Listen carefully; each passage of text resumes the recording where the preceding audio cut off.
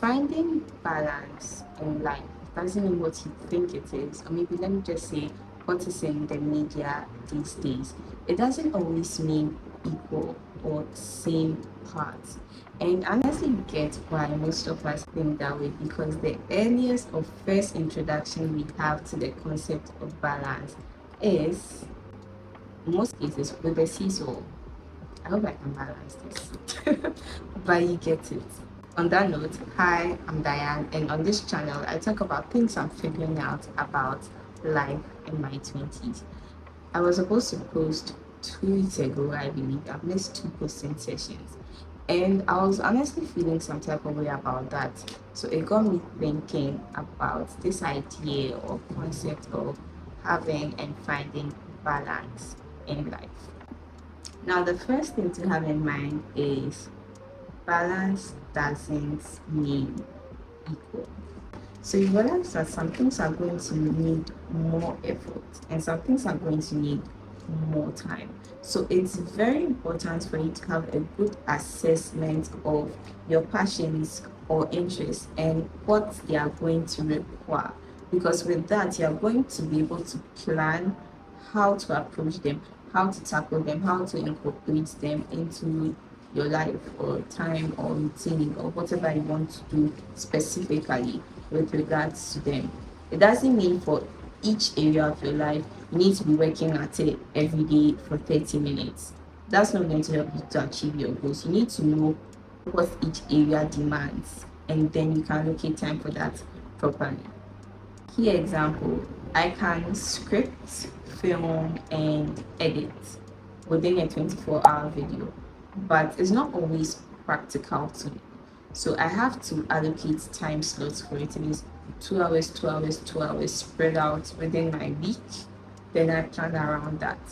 Now, I would say YouTube just takes 1 day out of my week.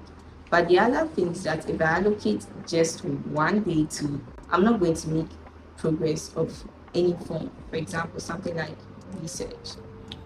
So that's the first point. Balance doesn't always mean equal. Now, the second thing I'm going to say is capitalize on times and seasons. As someone with multiple interests, you need to know when to do what or when to prioritize what. It's so important. One book I always recommend to people is A 12-Week Year. You could just watch a YouTube video on it, but it taught me about how to set goals and map those goals onto quarters in the year. So for example, for the first chunk of the year, the first 12 weeks of the year, I have a set number of things that I'm working on in that quarter, especially because of the opportunity cost of working on those things within that quarter. If I were to work on those things at a different time, it won't give me the same benefits compared to working on it now. So you need to capitalize on times and seasons. When is the best time for you to do something? When is the best time for you to go to school? Or when is the best time for you to learn a certain skill? When is the best time to learn this skill? When is the best time to do what? Because opportunity cost, it just multiplies benefits. So you need to look at the best time to do certain things. The fact that you have multiple interests doesn't mean chase everything at the same time or work on everything at the same time, because you are not going to be as efficient. Now, the other thing I'm going to say is track your progress. Track it. I'm someone who's big on tracking things. Why? Because when you don't track things, it's very, very, very easy for you to feel like you're standing still. So if I work on my page, maybe my Instagram page, I work on it for a month and I don't track my progress and I don't work with targets and I leave it idle for a bit and I come back to it, I might start thinking that I haven't done anything in that regard. But if I'm able to track and say that, okay, in Q1, I made this jump, this amount of progress, I know that, okay, it's still a goal I'm working towards and it's not like something I've just left to be idle. Tracking your progress also lets you map on your up times and down times. So you are able to know when next you have to pick up or go back and revisit or work on a certain area or passion or interest you have. With tracking your progress across these various areas, you're also able to determine which things you are working towards or which things you're working at enough and which things you have just left to be idle. So if I see that in this area we've made ABCD improvements and in area Z we just made A, I know that okay, this area needs improvement. When I'm planning for my next quarter, I say okay, let's prioritize this area. So tracking your progress is important. Now, one thing I've learned about new interests or new ideas is that if you don't act on them soon enough, it's very easy for the interest to go away or the passion to die out. So especially with skill-based interest, one thing I try to do is I try to get to the point of execution. I try to be a little proficient in it. Key example I can use right now is with learning how to code. If I were to look at myself 2 months ago, my interest level was up here, right? And so at that point, it was very easy for me to wake up every day and say, okay, we're going to learn how to code. Okay, we're going to learn how to code. Now, I wasn't able to do much. I could type out something and then print out results, but I couldn't actually turn it out into maybe creating something that actually solves a problem I have in mind. So I'm going to keep going at it until I get to the point where I can actually create something or generate something out of it. So that's one thing I've learned, like be able to do something with the skill. If you are learning a skill, it's good to know the various parts or various elements maybe you would need to know to be able to execute, but get to the point where you can actually do something. That's so important because later on when you revisit it, at least you know that you can do A and then you are learning how to do B next. If you just leave it as a floating idea or floating interest, you might really never get to doing anything, or the interest might just fizzle out, like I said. Now, my next point ties to the previous one, and it's leverage on the power of compound interest or compound efforts.